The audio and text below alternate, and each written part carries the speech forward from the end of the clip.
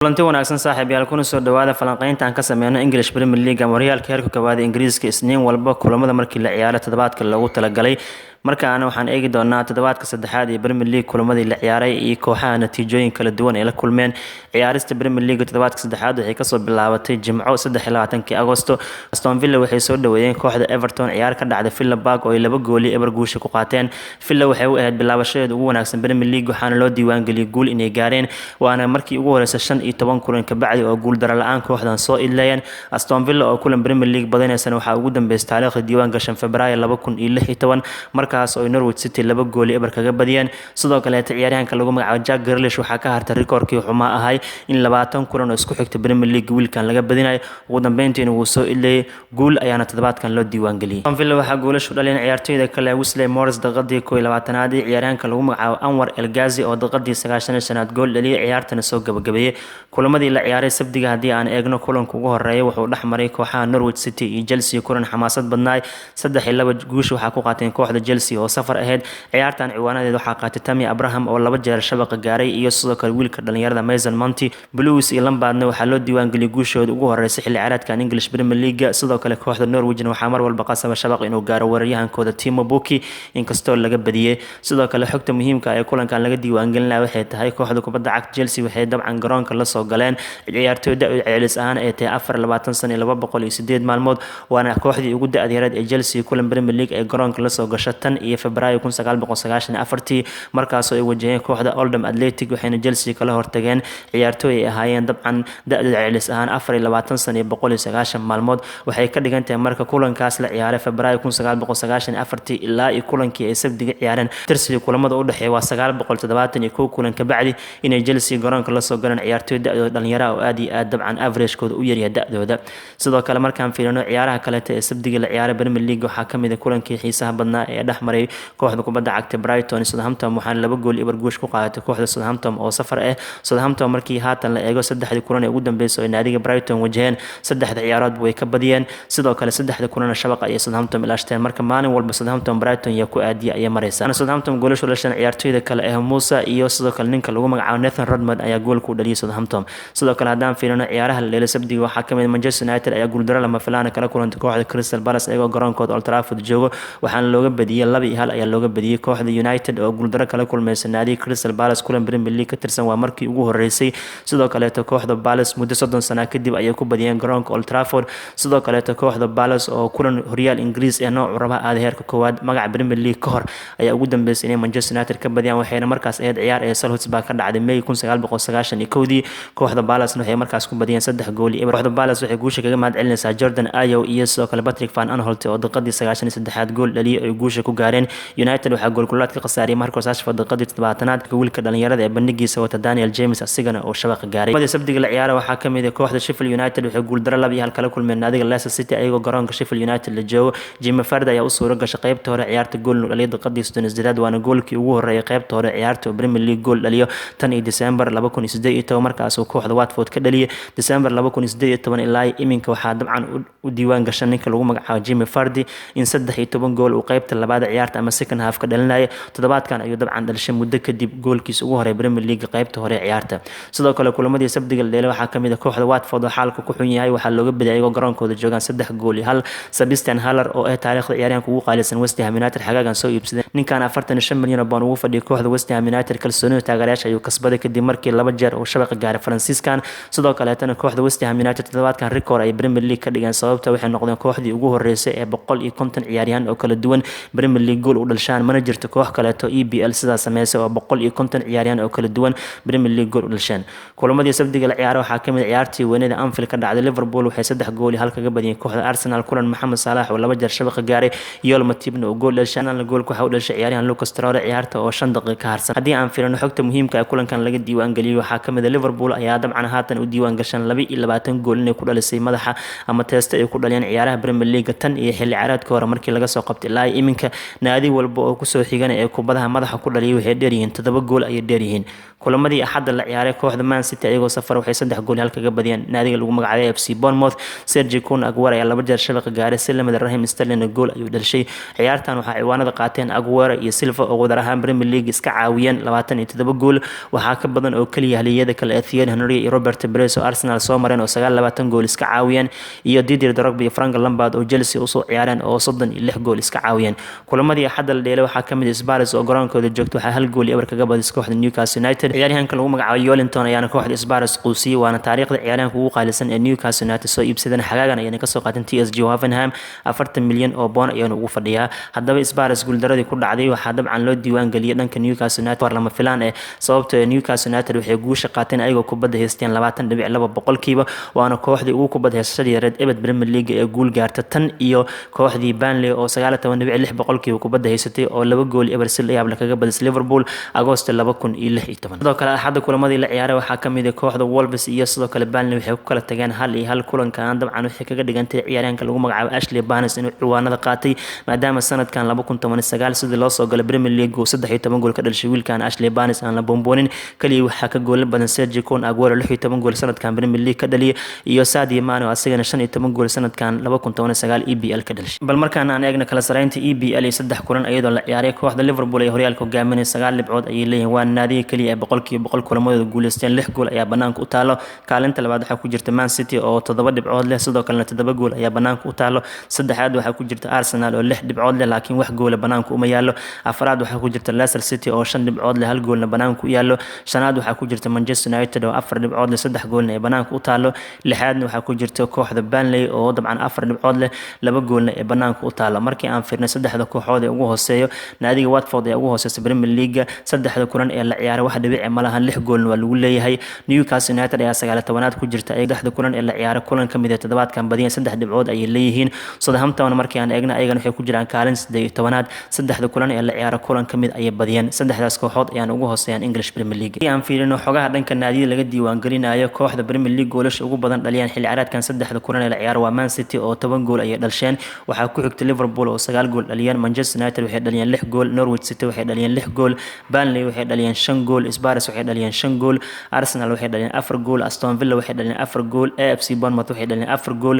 Brighton waxay dhaliyeen 4 gool iyo kooxo kale oo fara badan ayagana waxay dhalsheen 4 gool ayay dhalsheen haddii aan fiirino kooxda ugu baaska badan Premier League waa Man City oo waxay sameeyeen saddexda kulan ee ciyaaran 1885 baas waxaa kaalinta labaad ku jirta Spurs oo sameysay 1853 baas saddexaad waxaa ku jirta Manchester United oo sameysay 1679 baas afraad waxaa ku jirta Arsenal oo sameysay 1661 baas shanaad waxaa ku jirta Leicester City oo sameysay 1572 baas lixaad waxaa ku jirta Liverpool oo sameysay 1560 baas toddobaad waxaa ku jirta Chelsea oo sameysay ayadana 1520 baas sideedaad waxaa ku jirta kooxda Norwich oo sameysay 1447 baas sagaalaad waxaa ku jirta Everton oo sameysay 1342 baas tobanaad waxaa ku jirta kooxda Brighton oo sameysay 1331 baas markaan eegno kooxaha clean sheet-ka ama shabaqa ilaashteen ugu daafaca fiican Premier League waa naadiga lagu magacaabo Everton oo saddexda kulan ay ciyaareen laba kulan kamid ah shabaqooda difaacdeen Arsenal Aston Villa Brighton Burnley Crystal Palace Leicester Man City Man United Newcastle iyo kooxo kalena min hal kulan ay shabaqooda difaacdeen markaan eegno kooxaha Premier League ugu karooska badan Liverpool ugu karoos badan 83 karoos ayay geeyeen Spurs ku xigtay 80 karoos ayay geysay Sheffield United 71 karoos Burnley 62 karoos Watford 60 karoos Leicester City 59 karoos Manchester United 58 karoos ayay geysay Chelsea 57 karoos ayay qaadeen Brighton 55 karoos Everton waxay qaadeen 52 karoos waxaa macquul in isweydiiyay City meeshan waxay u soo gali waasay Guardiola xeerkiisa ma ku jirto kubad in la karooso waa in la taabtaa kubadda oo tiki-taka la ciyaaro eegna kooxaha Premier League ugu kubad heysashada badan Spurs hogaaminaysa 60% ayay kubadda heystaan City 59.5% ayay kubadda heystaan United 58% Arsenal waxay heystaan 56.5% Everton waxay heystaan 55.6% haddaan fiirino kooxaha ugu dashay billion ku xun waa Everton oo 6 digniin hal casaan qaadatay Manchester United 7 digniin Crystal Palace waxay qaateen 7 digniin Arsenal waxay qaateen 6 digniin Chelsea waxay qaateen 6 digniin haddaan fiirino kubadaha jooga sare ku socda kooxaha ku wanaagsan waa Brighton oo 62.6% ay ku guuleystaan kubadaha laba la iskula boodo Man United ku xigto oo 62.2% kubadaha jooga sare ku guuleysto Chelsea dabcan 56.3% kubadaha jooga sare ku guuleysto Liverpool 55.4% kubadaha jooga sare ku guuleystaa Newcastle United 54.8% iyo kubadaha jooga sare ku guuleystaan haddii aan fiirno shoot per game ama ciyaar kasta darbada la rida celcelis ahaan City ugu badan average celcelis ahaan City waxay ridaan kulan kasta 22 darba saddexda kulan ay ciyaareen Chelsea 18.3 darba ay ridaan celcelis ahaan kulan walba Liverpool 18.3 darba ay ridaan kulan walba celcelis ahaan Tottenham Hotspur 17 darbo Watford dabcan waxay ridaan 14 darbo baas accuracy ama baaska sidoo u saxan yahay markaan fiirino kooxda Man City ugu hore 88.7 boqolkiiba baaskeedu uu saxan yahay Tottenham 88.5 boqolkiiba baaskeeda saxan yahay Arsenal 85.1 boqolkiiba baaskeeda saxan yahay Man United 84.8 boqolkiiba baaskeeda saxan yahay Chelsea 82.8 boqolkiiba baaskeeda saxan yahay qiimaynta guud marka la fiiriyo Premier League saddexda kulan ee la ciyaaray kooxda ugu bandhiga fiican waa City oo 7.21 boqolkiiba la imaa 10 dhibcood waxa lagu qiimeeyo Liverpool 7 dhibcood haystaan 10 dhibcood waxa lagu qiimeeyo Burnley 6.9 boqolkiiba 10 dhibcood waxa lagu qiimeeyo Manchester United 6.86 Leicester haystaan 6.83 haystaan 10 dhibcood waxa lagu qiimeeyo kan aan eegno Premier League Team of the Week ama kooxda ugu wanaagsan toddobaadkan EPL waxaan ka soo qaadanaa qaybta BBC-da iyo khabiirka caanka ee Gareth Krug dabcan kooxda uu soo xushay goolhaye wuxuu u doortay ninka lagu magacaabo Dubravki oo kooxda Newcastle United u qabta shabaq dhex daafac ayuu xushay Gareth Krug waxay kaliin Joel Matip oo Liverpool u ciyaara Gary Cahill oo Crystal Palace u ciyaara iyo ninka lagu magacaabo Damit oo Newcastle United u dheelo qadka dhexe waa dabcan afar ciyaaryahan waxay kaliin Matip Kovacic oo Chelsea David Silva oo dabcan Man City Nathan Rodman oo kooxda Southampton ay Mohamed Salah oo Liverpool saddexleeda weerarkan waxaa loo soo xushay Tammy Abraham oo Chelsea Sergio Kun Aguero oo Man City iyo ninka lagu magacaabo Sebastian Haller oo kooxda West Ham United u ciyaaro haddii aan eegno Premier League ciyaartoyda ugu goolasha badan waa Timo Pukki Raheem Sterling oo dabcan min 5 gool dhaliyeen Sergio Kun Aguero iyo Ashley Barnes min 4 gool ay dhaliyeen Mohamed Salah 3 gool ay dhashay Tammy Abraham Pierre-Emerick Aubameyang Sebastian Haller iyo Daniel James iyo Harry Kane min 2 gool ay dhaliyeen ciyaartoy kaleeto haddii aan fiirino kuwa ugu caawinaada badan Premier League waxaa hogaaminaya Kevin De Bruyne oo 4 gool caawiyay saddexda kulan la ciyaaray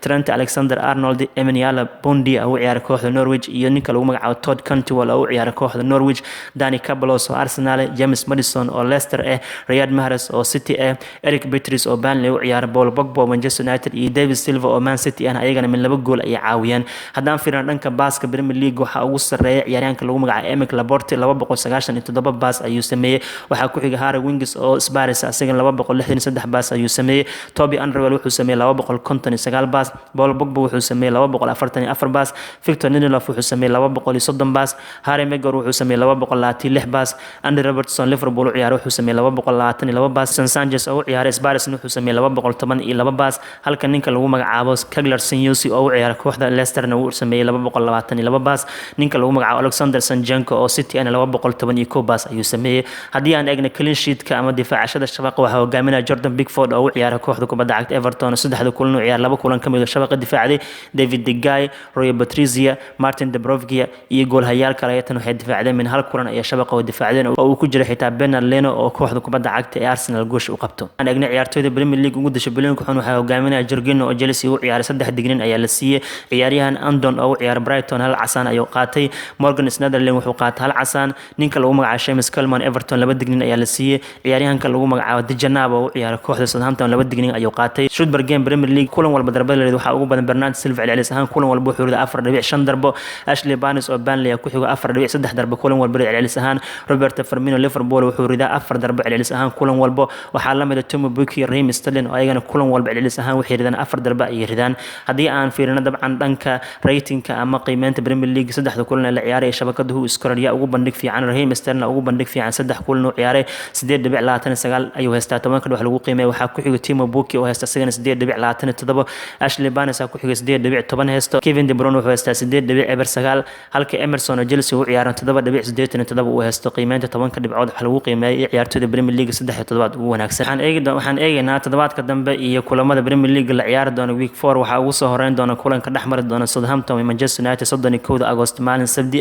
labadii bardoornimo xilliga geeska Afrika ee iska hor imaan doona waxaan lagu ciyaari doonaa garoonka Southampton waxaa xigi doona ciyaaraha 5 galabnimo la dheeri doona ee kamid yihiin Chelsea iyo Sheffield United Crystal Palace iyo Aston Villa Leicester City iyo Bournemouth Man City iyo Brighton Newcastle United iyo Watford West Ham United iyo Norwich City kulanka ugu dambeeya Sabtigan wuxuu dhexmari doonaa 7 barfiidnimo xilliga geeska Afrika Burnley iyo Liverpool ayuu dhexmari doonaa 1 September oo maalin Axad haddii aan fiirino kulamada la ciyaari doono Everton waxay soo dhaweyn doonaan kooxda Wolves 4 galabnimo xilliga geeska Afrika halka North London Derby ama waqooyiga London Derby kulanka adag ee la balansan yahay toddobaadka dambe Axadda 1 September uu dhexmari doona Arsenal iyo Spurs waqti ahaan wuxuu soo gali doonaa 6 ama 12 iyo bar maqribnimo xilliga geeska Afrika guud ahaan falanqeynta aan ka sameynay EPL intaas aan kusoo ilaalina toddobaadka saddexaad la ciyaaray daawad aragtidaada nagu soo kordhi sidoo kale haddii aad tahay saaxiib nagu cusub fadlan channelkayga subscribe saar like share iyo comment ka marno. Assalaamu calaykum waraxmatullahi